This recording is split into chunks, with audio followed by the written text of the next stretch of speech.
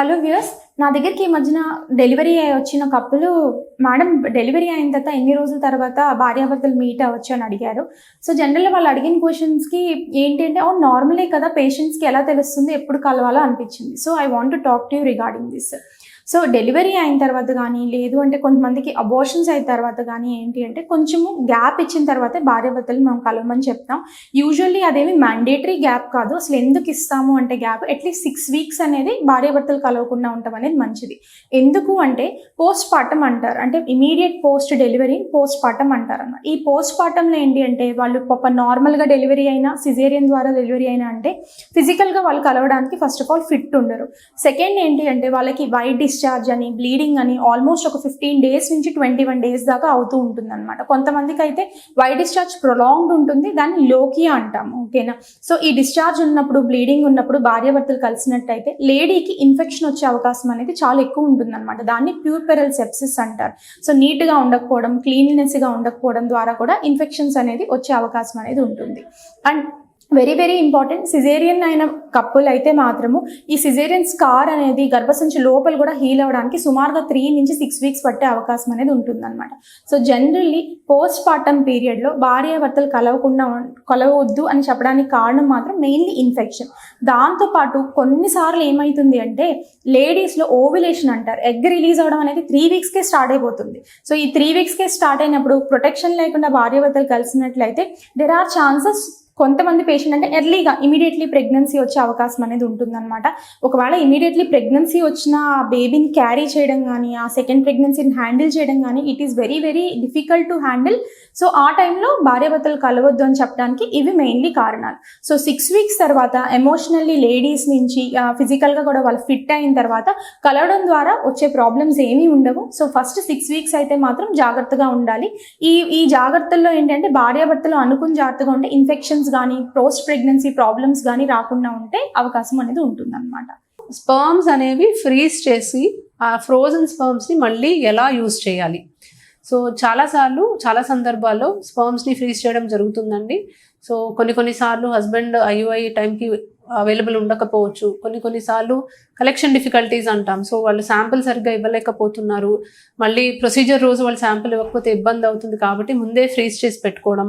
And donor samples, usually donor samples అన్ని donor bank నుంచి frozen samples కిందే మనకి వస్తూ ఉంటాయి అన్నమాట. సో ఈ శాంపిల్లో ఉన్న స్పర్మ్స్, ఫ్రీజ్ అయిన స్పర్మ్స్ని మనము ఎలా ఉపయోగించుకుంటాం?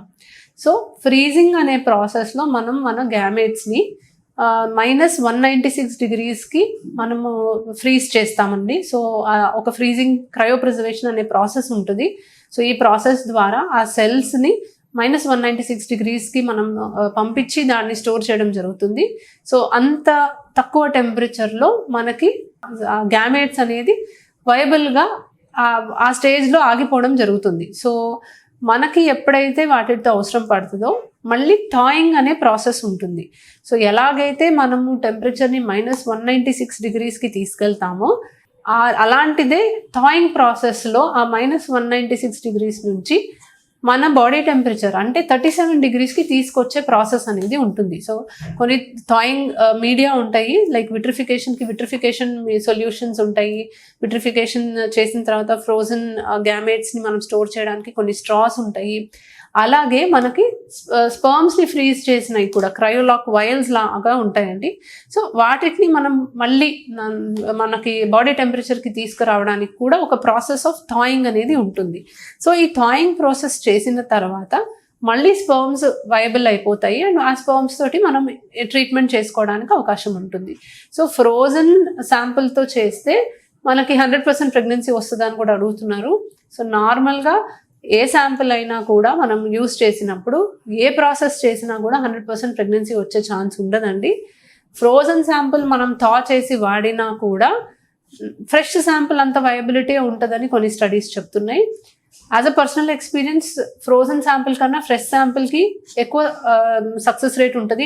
In terms of IUI success rate చూసినా, లేకపోతే ఎంబ్రియో ఫార్మేషన్ చూసినా కూడా ఫ్రెష్ శాంపుల్కే మేము ఎక్కువ ప్రిఫరెన్స్ ఇస్తామండి. బట్ ఒకవేళ ఫ్రెష్ శాంపుల్ పాసిబిలిటీ లేదు అన్న వాళ్ళకి definitely frozen third sample is also a good alternate option. So అసలు ఆప్షన్ లేదు అన్న దానికన్నా కూడా ఇది గుడ్ ఆల్టర్నేట్ ఆప్షన్ అనే చెప్పుకోవాలి.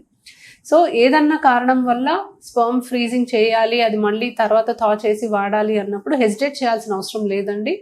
It is a tested procedure and దీనివల్ల ఎటువంటి హాని జరగదు, ప్రెగ్నెన్సీ రేట్స్ తగ్గవు, అలాగని పెరిగే అవకాశం కూడా లేదు. ఇప్పుడు ఏ ట్రీట్మెంట్లో అయినా కూడా ఒక సర్టన్ సక్సెస్ రేట్ అనేది ఉంటుంది, అది మెయింటైన్ అవ్వడానికి ఛాన్స్ ఉంది. Thank you. దంత ఆరోగ్యం వల్ల ఇన్ఫర్టిలిటీకి ఏమైనా ఎఫెక్ట్ ఉంటుందా ఆర్ ఫర్టిలిటీ ఏమైనా తగ్గిస్తుందా?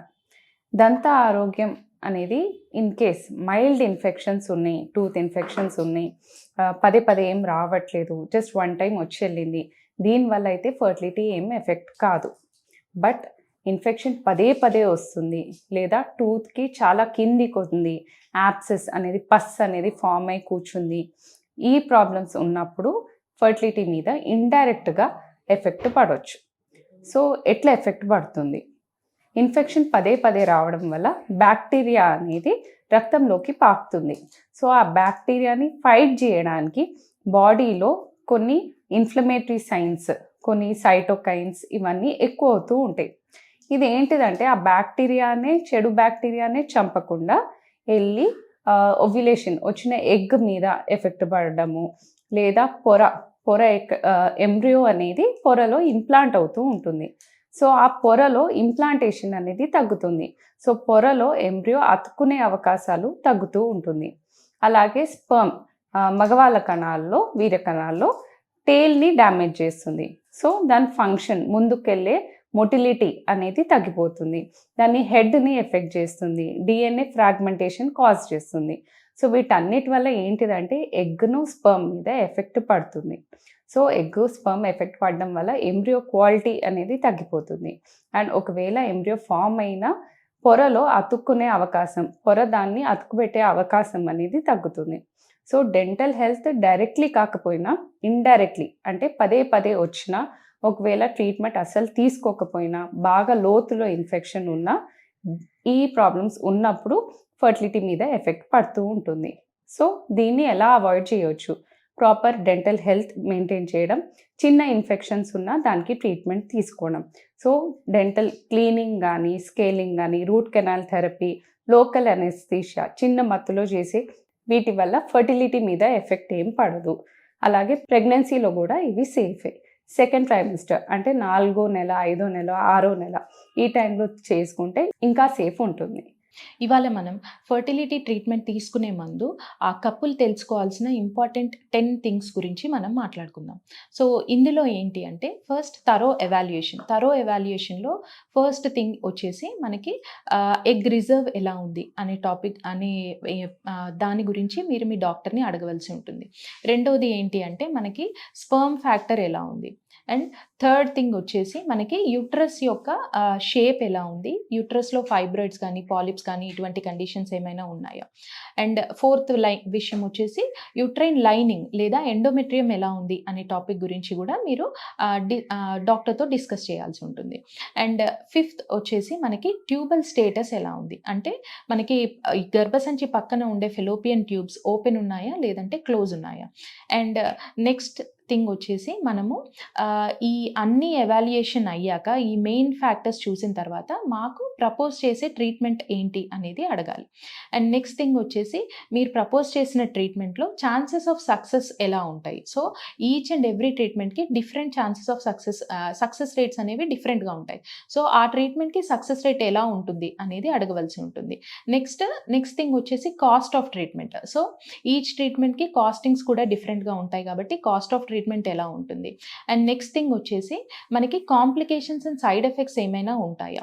సో ఇందులో యూస్ చేసే మెడిసిన్స్ కానీ, ప్రొసీజర్స్ కానీ దానివల్ల మీకు ఏవైనా కాంప్లికేషన్స్ ఉంటాయా అనే టాపిక్ గురించి కూడా మీరు తెలుసుకోవాల్సి ఉంటుంది. అండ్ నెక్స్ట్ థింగ్ వచ్చేసి మనకి మోస్ట్ ఇంపార్టెంట్ థింగ్, మీరు ఏ ఫర్టిలిటీ ట్రీట్మెంట్ తీసుకునేటప్పుడు కూడా దానికి life style factors and diet ఎటువంటివి మనము వాడాల్సి ఉంటుంది అనేది కూడా మీరు మీ కన్సల్టెంట్ని అడిగి తెలుసుకోవాల్సి ఉంటుంది. HbA1c cut off levels during pregnancy అనేది గురించి డిస్కస్ చేద్దాం. సో నార్మల్గా HbA1c అంటే ఏంటి? సో నార్మల్గా అంటే like before planning for pregnancy. So మీరు ప్రెగ్నెన్సీ కనుక ప్లానింగ్ చేసుకున్నట్టయితే మీ షుగర్ లెవెల్స్ అనేటివి కంట్రోల్లో ఉండాలన్నమాట. గుడ్ గ్లైసెమిక్ కంట్రోల్ అంటారు. సో గుడ్ గ్లైసెమిక్ కంట్రోల్ ఉంటేనే మనకు ఆటోమేటిక్గా న్యాచురల్ ప్రెగ్నెన్సీ ఛాన్సెస్ అనేటివి ఎక్కువగా ఉంటుంది.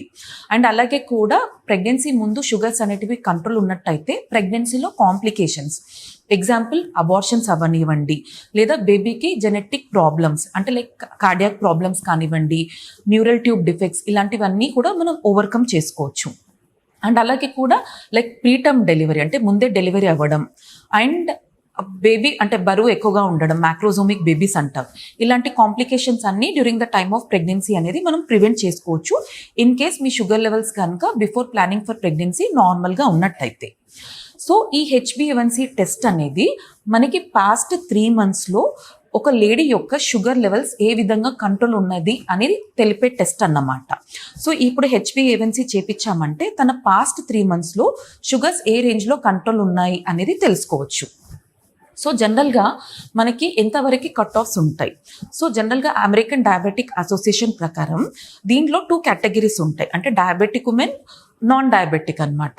అంటే already pre existing diabetes type 1 type 2 diabetes ఉన్న వాళ్ళకి జనరల్గా ఏంటి, వాళ్ళకి షుగర్ లెవెల్స్ కట్ ఆఫ్ అనేటివి ఏ విధంగా చూస్తామంటే HbA1c less than 6.5 or HbA1c less than 6% అనమాట.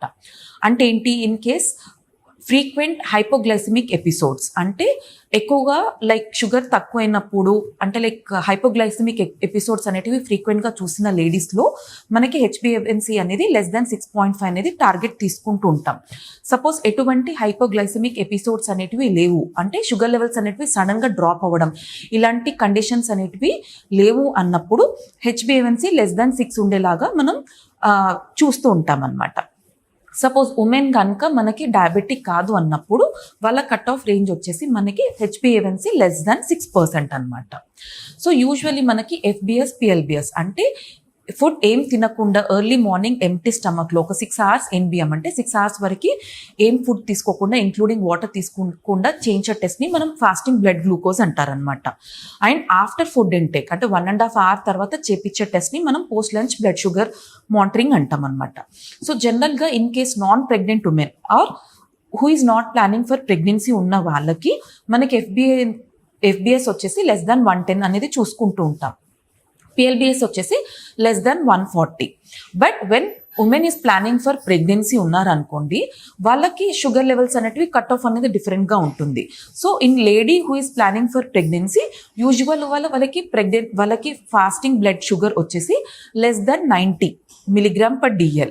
అండ్ అలాగే కూడా PLBS తిన్న తర్వాత షుగర్ లెవెల్ వచ్చేసి 120 కంటే తక్కువ ఉండేలాగా చూసుకోవాలన్నమాట. సో ఈ 3 parameters that is nothing but HbA1c, FBS, PLBS ఈ 3 కనుక మనం చూసుకొని వాళ్ళకి కంట్రోల్లో ఉందా లేదా, ఒకళ్ళు ఆల్రెడీ డయాబెటిక్ ఉమెన్ ఉన్నారంటే వాళ్ళని ఈ రేంజ్కి తీసుకొచ్చినాక వాళ్ళు ప్రెగ్నెన్సీ అనేది ప్లానింగ్ చేసుకుంటే ఆటోమేటిక్గా త్వరగా న్యాచురల్ ప్రెగ్నెన్సీ వస్తుంది. అండ్ అలాగే కూడా ప్రెగ్నెన్సీలో కాంప్లికేషన్స్ లైక్ అబార్షన్ అవనివ్వండి, ప్రీటర్మ్ డెలివరీ అవనివ్వండి, లేదా బేబీకి అనామలీస్ లైక్ కార్డియాక్ ప్రాబ్లమ్ ఇలాంటి అబ్నార్మాలిటీస్ అన్ని కూడా మనం ప్రివెంట్ చేసుకోవచ్చు.